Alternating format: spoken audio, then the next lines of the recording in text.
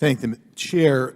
I support House Resolution 1243, which requests President Biden produce information to the House regarding his family's international business arrangements.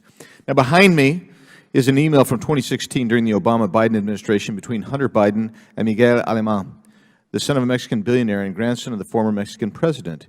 The email begins, quote, "We are arriving late tonight on Air Force 2 to Mexico City. We will be there for Thursday. I'm attending a meeting with President Nieto with Dad." The highlighted sections here are significant. Quote, "We have been talking about business deals and partnerships for 7 years.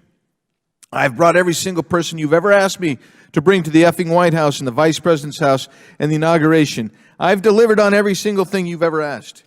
In this email, Hunter Biden acknowledges his attendance at a meeting between Mexican President Nieto and then Vice President Biden. He discusses business deals and partnerships with a wealthy and politically connected Mexican family, and references access provided to Mexican businessmen at the White House and the Vice President's residence, and states he had already delivered on every single thing you've ever asked. And we also have a picture of Vice President Biden, Hunter Biden, Miguel Alemán, his father, and Carlos Slim, one of the richest men in the world, in 2015 while Joe Biden was president. And this is what we're asked to believe, that then Vice President and current President Joe Biden has no idea what's going on in Hunter's businesses and whether Hunter might be compromised by America's adversaries across the world. Just a few months ago, I showed these images to Matthew Olson, who's the current Assistant AG for the Department of Justice's National Security Division.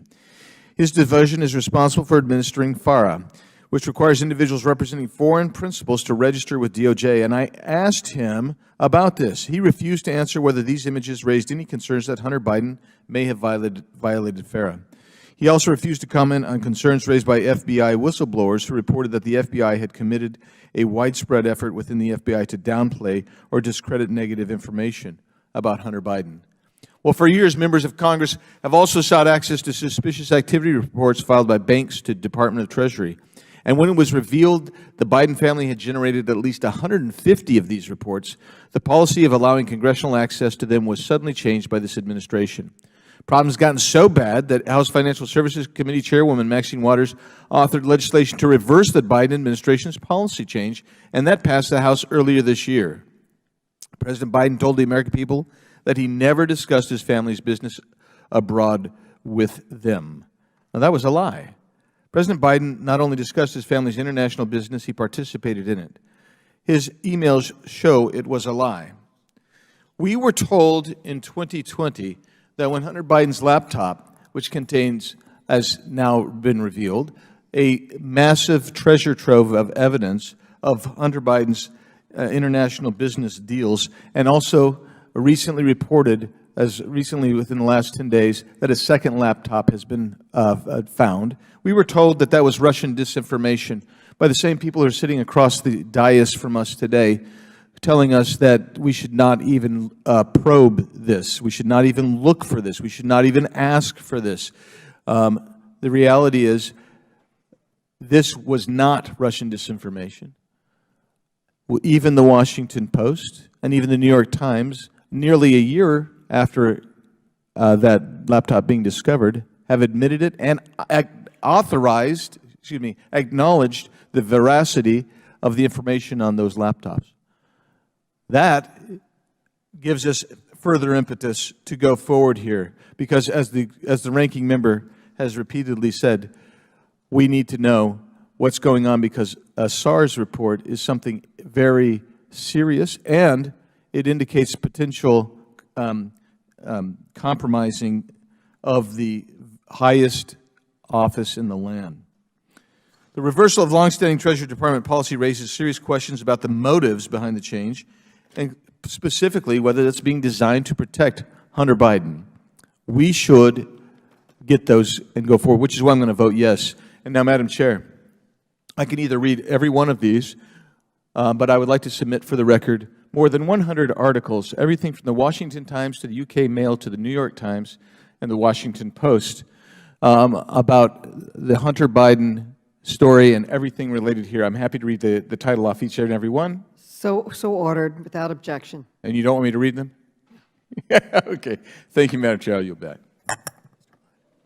Representative Clyde, you are now recognized. Thank you, Madam Chairwoman. First, let me comment on my Democratic colleague from Georgia's statement on his assertion that the Democrats had wins for the American people. Well, let me go through a few of those wins. 40-year high inflation, wide open borders, rampant crime, and soaring energy costs. These are the Democrat wins. These are the big Democrat wins, but they're not for the American people. They're for the Democrats. But I rise to speak in support of HRES 1243. This resolution provides Congress with necessary information to review and address apparent conflicts of interest regarding President Joe Biden and members of his family. Without the ability to review documents held by the United States Treasury, such as suspicious activity reports, information which was previously routinely provided to Congress until the Biden administration, without the ability to review these documents, we cannot carry out proper congressional oversight. Hunter Biden's Chinese business deals are just one concern. In 2012, as Joe Biden and Barack Obama ran for re-election, Hunter and his longtime business partner, Devon Archer, now sentenced for fraudulent activities, reportedly entered talks with a Jonathan Lee, a Chinese national who ran Bohai Capital. The group founded private equity fund Bohai Harvest RST-BHR, and BHR is Biden, Hunter, Robert, on December the 16th, 2013, 11 days after Vice President Biden flew to Beijing to meet with President Xi Jinping. Hunter told The New Yorker he had explicitly requested to join Vice President Biden, his father, on the trip and arranged for Lee to meet his father. The New York Times reported that Hunter, Archer, and Christopher Heinz served on the board and controlled 30% of BHR. The rest of the company is owned or controlled by Chinese investors that include the Bank of China, according to records filed with Chinese regulators. In 2016, BHR, through funds that came entirely from Chinese state-backed companies, contributed over $1 billion to the buyout of Arizona-based Freeport-McMoRan for the purchase of a copper mine in the Democratic Republic of Congo, when my good friend Mr. Donalds talked about cobalt. Hunter Biden stood to gain millions on the deal. The firm also purchased a stake in China's contemporary Amperex technology company, the world's biggest maker of batteries for electric vehicles. Committee Republicans have already written to the Transportation Secretary about our concerns that due to the Biden administration's policies, American jobs are suffering. For example, Ford Motor Company recently announced that it will cut 8,000 more American jobs. As Republicans highlighted in our January letter to the National Archivist, the American people deserve answers on the extent of Hunter Biden's business dealings, both domestic and abroad, and whether, or really how much, then Vice President Joe Biden was aware of the extent to which his son was trading on President Biden's name or Vice President Biden's name. Thank you, and I yield back. Yields back. We now recognize Representative Mace. Thank you, Madam Chair. I rise in support of Ranking Member Comer's resolution H.R. 1243 in this inquiry. Looking for corruption or pay to play or any of those things should be nonpartisan issues. And as someone who has worked with both sides of the aisle, I know that firsthand. Corruption is neither on one side or the other. It is on both, and we should willingly be investigating this. And if for no other reason, a most recent podcast that featured Mark Zuckerberg from August 25th on the Joe Rogan Experience, if for no other reason, his own admission that the FBI hid and told social media companies like Facebook, according to Mark Zuckerberg, to reduce the propensity or the availability of articles related to Hunter Biden's laptop on social media in days leading up to the 2020 election. For that reason alone, we should be opening this inquiry.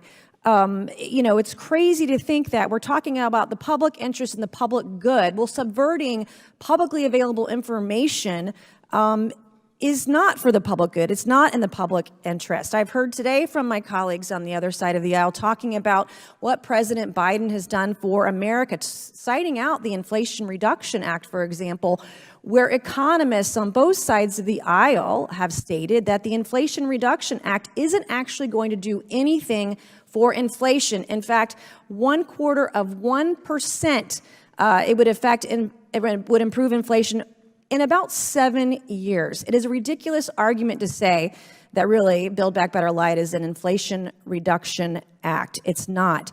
I heard earlier today from my comments across the aisle talking about Roe v. Wade. Democrats, in fact, including President Biden, had the opportunity, and they talked about overturning Roe v. Wade in the early 80s out of Joe Biden's own mouth. And looking at the comments by former Justice Ruth Bader Ginsburg, also talking about the flaws of Roe v. Wade. Roe v. Wade is extreme. That is not where the rest of the country is. And in fact, under Obama's administration, the Democrats had an opportunity to codify Roe v. Wade and decided not to. So this hysteria over Roe v. Wade is completely manufactured.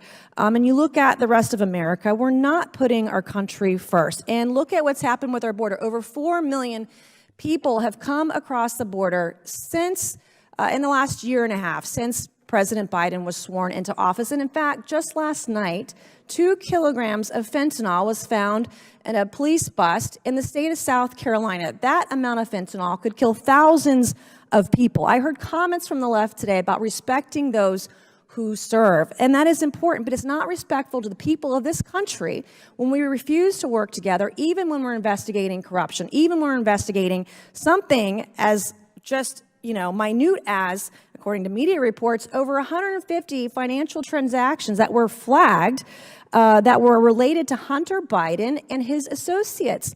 And for suspicious activity. And the last time I checked, suspicious activity means high dollar transactions that are highly unusual, that it could indicate some possible criminal activity like money laundering or tax evasion.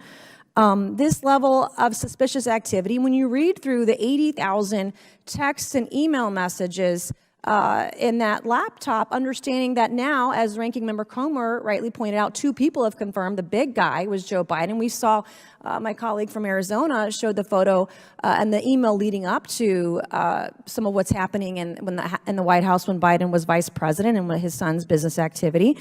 These are things that we should be laser focused on. The American people want to see us work together and to investigate some of these issues. I mean, just the shady business deals alone, are all things that we should be investigating. But we know what happened. We know that mainstream media and big tech silenced the average American's availability to that information in the days leading up to an election. They labeled these stories as disinformation. They labeled these stories as crackpot conservative conspiracy theories.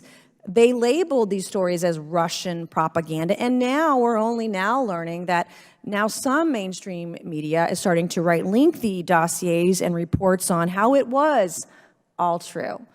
And now Democrats and the left are scratching their heads as to why the American people are demanding more information, because the American people have been lied to. They've been misled intentionally by big tech and by the mainstream media. So my Republican colleagues and we promise we'll get to the bottom of these answers, regardless of our colleagues, whether they decide to help us or not on the other side of the aisle. Thank you, The Madam Chair, lady's and I yield time back. has expired.